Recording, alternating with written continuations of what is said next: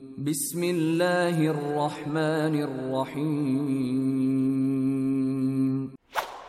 This investigation of Planned Parenthood is based on false premises, one after another after another. It's time to stop wasting time, get on with meaningful work, and stop picking on women and trying to take their choice away. I yield back the balance of my time.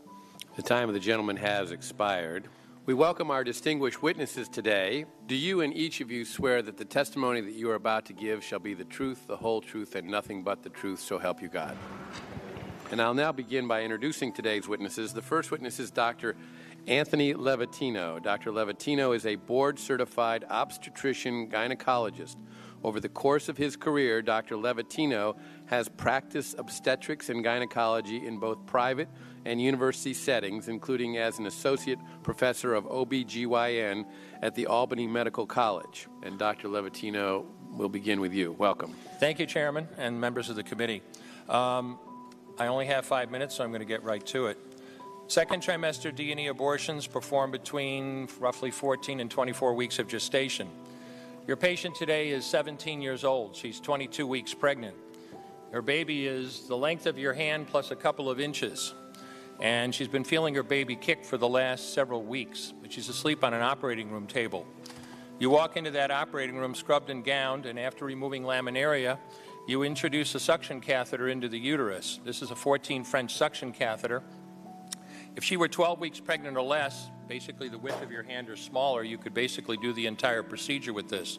But babies this big don't fit through catheters this size. After suctioning the amniotic fluid out from around the baby, you introduce an instrument called a Sofer clamp. It's about 13 inches long. It's made of stainless steel. The business end of this clamp is about 2.5 inches long and 1/2 inch wide. There are rows of sharp teeth. This is a grasping instrument. When it gets a hold of something, it does not let go. A D&E procedure is a blind abortion, so picture yourself introducing this and grabbing anything you can blindly and pull, and I do mean hard, and out pops a leg about that big, which you put down on the table next to you. Reach in again, pull out an arm about the same length, which you put down on the table next to you, and use this instrument again and again to tear out the spine, the intestines, the heart and lungs. Head on the baby that size is about the size of a large plum. Can't see it, but you pretty good idea you've got it if you've got your instrument around something and your fingers are spread about as far as they go. You know you did it right if you crush down on the instrument and white material runs out of the cervix. That was the baby's brains. Then you could pull out skull pieces. And you have a day like I had a lot of times, sometimes a little face comes back and stares back at you. Congratulations, you just successfully performed a second trimester D&E abortion. You just affirmed her right to choose. One more question, Dr. Levatino. Why did you end your practice of doing abortions? I did over 1,200 abortions over a 4-year period in private practice, not counting the ones that I did during my training. I met my wife during my first year of training at Albany Medical Center. We got married about a year later and found that we had an infertility problem. After years of failed infertility treatment and several years trying to adopt a child, we were blessed with adopting a little girl that we named Heather in August of 1978. As sometimes happens in those situations, my wife got pregnant the very next month, and we had 2 children 10 months apart. 2 months short of my daughter Heather's 6th birthday, she was killed in an auto accident and literally died in her arms in the back of an ambulance. Anyone who has children might think they have some idea of what that feels like, but unless you've been through it yourself, you have no idea whatsoever. I know people find it hard to believe, but what do you do after disaster? You bury your child and then you go back to your life.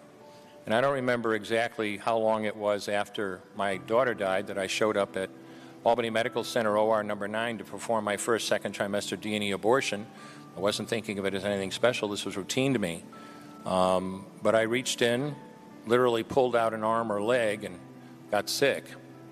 You know, earlier on I described stacking up body parts on the side of the table. It's not to, gross people out, to use a simple term.